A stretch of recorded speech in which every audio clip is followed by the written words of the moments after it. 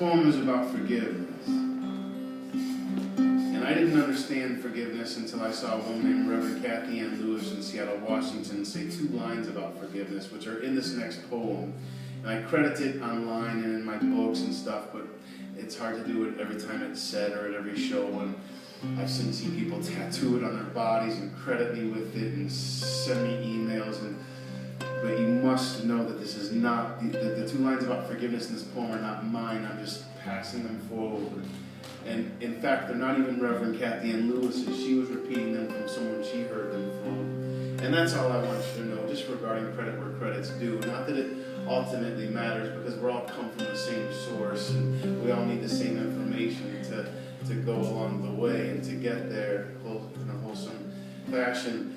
And what I want you to know is this, that if we were created in God's image, then when God was a child, he smashed fire ants with his fingertips and avoided tough questions. There are ways around being the go-to person, everybody, even for ourselves, even when the answer is clear, like the holy water Gentiles were drinking before they realized forgiveness is the release of all hope for a better past.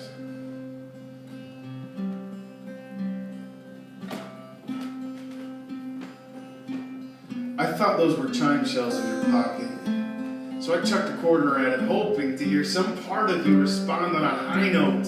You acted like I was hurling crowbirds and Mockingbars, then you abandoned me for not making sense. Evidently, I don't experience things as rationally as you do. For example, I know mercy whenever I have enough money to change the jukebox at a gay bar. Somebody's got to change that shit.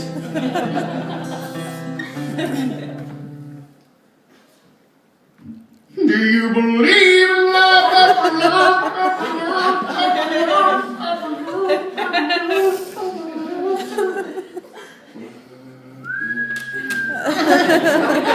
No!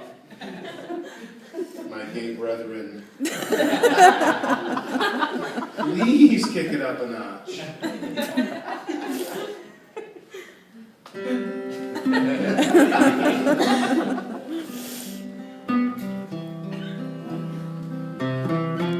But you know mercy whenever someone shoves a stick of morphine straight up into your heart. It felt amazing the days you were happy to see me. So I smashed a beehive against the ocean to try and make our splash last longer. Remember? All the honey had me looking like a jellyfish. But you walked off the water in a porcupine of light, strands of gold drizzled out to the tips of your wasps. It's an apology letter to the both of us for how long it took me to let things go.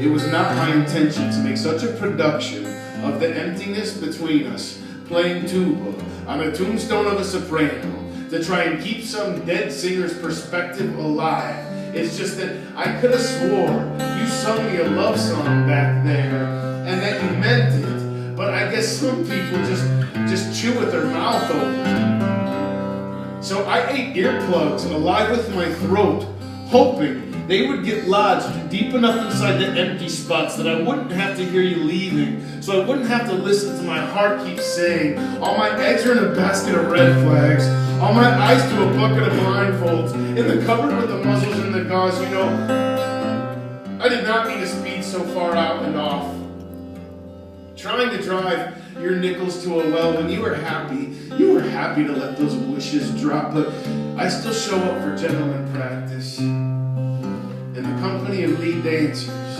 hoping that grace will get stuck in my shoes. Is that a handsome shadow on my breath, sweet woman? Or is it a cattle call in a school of fish? Still dance with me, less like a waltz for panic, more for the way we had hoped to swing the night we took off everything. We were swinging for the fences. Don't hold it against my love. You know I want to breathe deeper than this. I didn't mean to look so serious. I didn't mean to act like a filthy floor. I didn't mean to turn us both into some cutting board. but there were knives stuck in the words where I came from. Too much time in the back of my words. I pulled knives from my back and my words.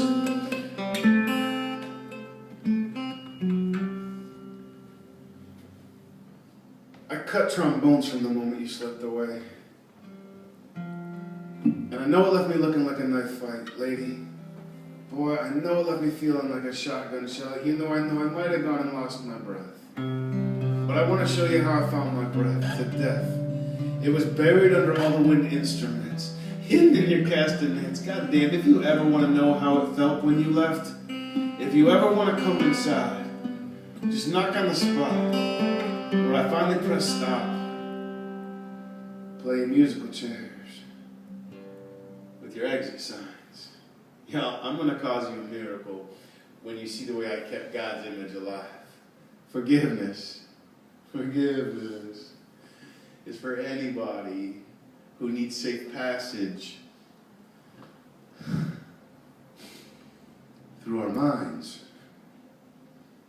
If I really was created in God's image, then when God was a boy, he wanted to grow up to be a man, a good man. And when God was a man, a good man, he started telling the truth in order to get honest responses. He'd say, yeah, shit, I know. I probably should have worn my cross for you again. But I don't want to scare the Gentiles off, y'all. That is not what I came here to do. He said, I am pretty sure I just came here to love you.